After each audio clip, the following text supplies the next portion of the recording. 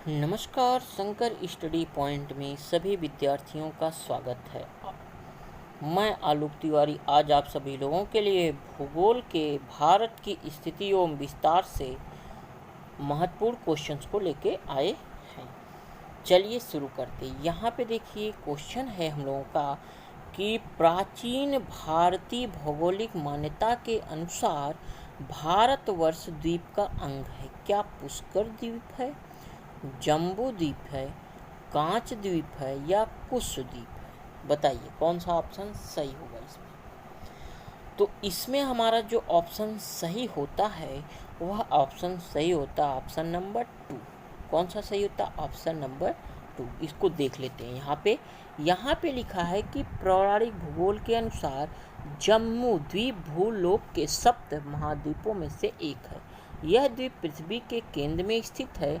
इसके इलावृत भद्राश्र, किरूप, भारतहरि, केतुमाल, रम्यक, कुरु और हिड़यकमय ये 9 खंड हैं। इनमें भारतवर्ष की मृतलोक है, शेष देवलोक है। ठीक, इसके चतुर्दिश लवण सागर है। जम्बू द्वीप का नामकरण यह स्थित जम्बू वृक्ष जामुन किससे देखिए लिया गया है, यह जामुन के कारण हुआ है। जम्बू द्वीप के क्रमानुसार बड़े द्वीपों के नाम इस प्रकार हैं, जैसे प्लक्ष, सालमल, कुश, क्रौंच, साक एवं पुष्कर। तो इसमें हमारा जो ऑप्शन सही हुआ वह ऑप्शन हुआ कौन सा? ऑप्शन नंबर 2 हमारा क्या हो जाएगा? सही हो जाता है। प्राचीन भारतीय भौगोलिक मान्यता के अनुसार भारतवर्ष किस द्वीप का अंग था? तो वह जम्बू द्वीप का अंग था। चलिए अगले क्वेश्चन की तरफ चलते हैं। अगला हम लोग का क्वेश्चन है कि सर्वप्रथम इंडिया शब्द का प्रयोग भारत के लिए किस भाषा में किया गया? क्या उर्दू भाषा में किया गया, ग्रीक भाषा में किया गया या फारसी भाषा में या अरबी भाषा में? बताइए। तो इसमें हमारा जो ऑप्शन सही होता है वह ऑप्शन सही होगा ऑप्शन नंबर 2। ठीक, सर्वप्रथम इंडिया शब्द का प्रयोग भारत के लिए किस भाषा में किया गया? तो वह ग्रीक भाषा के लिए किया गया। यहाँ पे ये लिखा है ग्रीक लोगों के अनेक भारतीय नदियों के राजाओं के और शहरों के अपनी भाषा में अजीब नाम रखे हुए, जैसे ही पाटलिपुत्र को वह पालीबोथरा कहते थे। देखिए यहाँ पे लिखा है पाटलिपुत्र को वह क्या कहते थे? पालीबोथरा कहते थे। और मथुरा को मेटोरा कहते थे। बल्ख को बक्टीरिया कहते थे। इसी बीच उन्होंने सिंधु को इंडस नाम दे दिया और झेलम को हायडस्पस कर दिया। ठीक, तो सर्वप्रथम इंडिया शब्द का प्रयोग भारत के लिए किस भाषा में किया गया? तो वह कौन सी भाषा है? तो वह ग्रीक भाषा थी। ठीक, चलिए अगले क्वेश्चन की तरफ चलते हैं।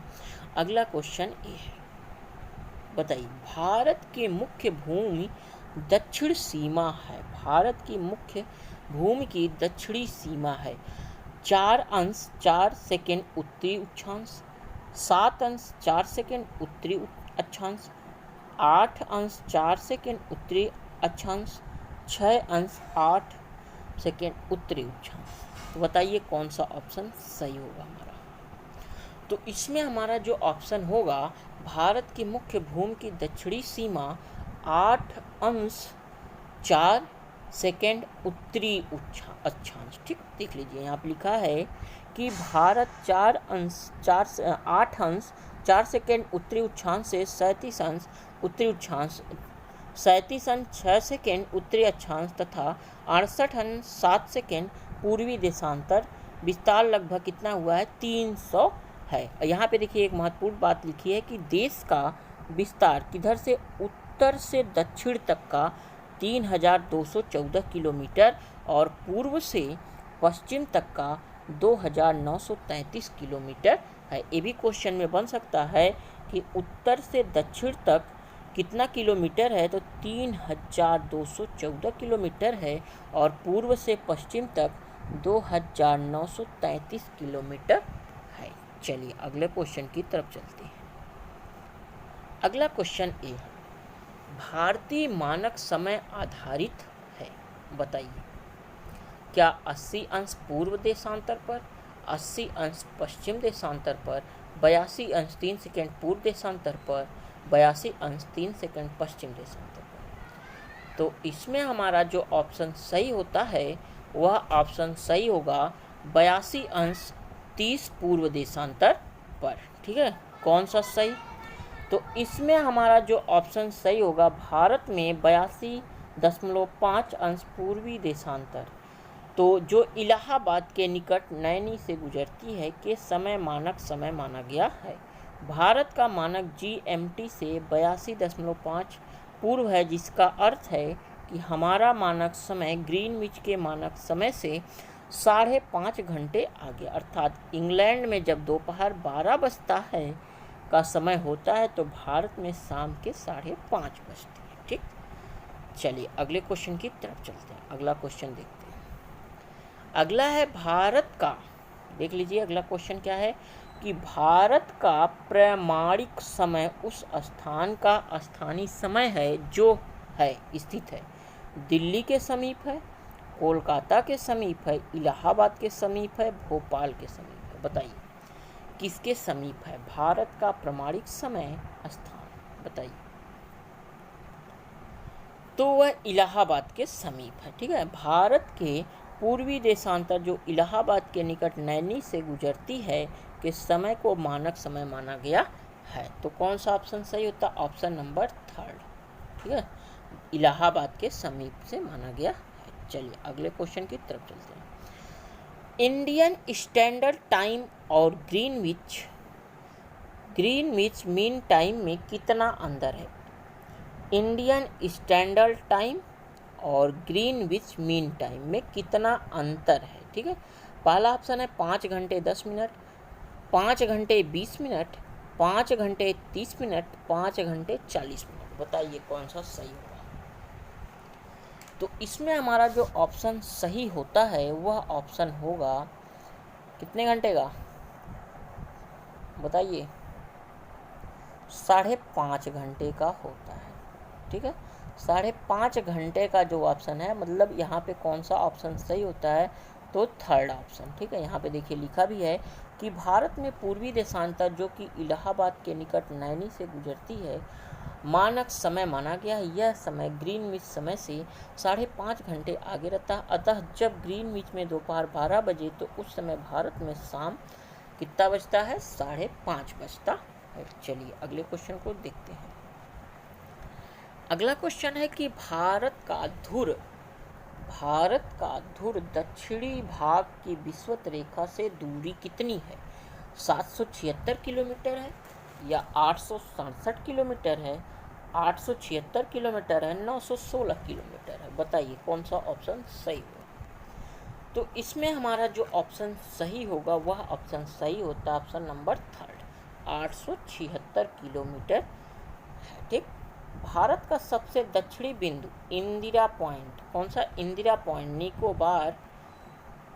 पॉइंट निकोबार द्वीप समूह में स्थित है। इसके पूर्व नाम देखो, यहाँ पे 2-3 नाम भी दिए गए हैं। किसके? इंदिरा पॉइंट के। किसके नाम दिए गए हैं? तो इंदिरा पॉइंट के कई नाम दिए गए, जैसे लाहिजिंग, पिगमेलियन पॉइंट, ठीक, पार्सन पॉइंट, ये सभी किसके नाम है? तो ये सभी इंदिरा पॉइंट के नाम है। विषुवत रेखा से इसकी दूरी 876 किलोमीटर है। चलिए अगले क्वेश्चन की तरफ चलते हैं।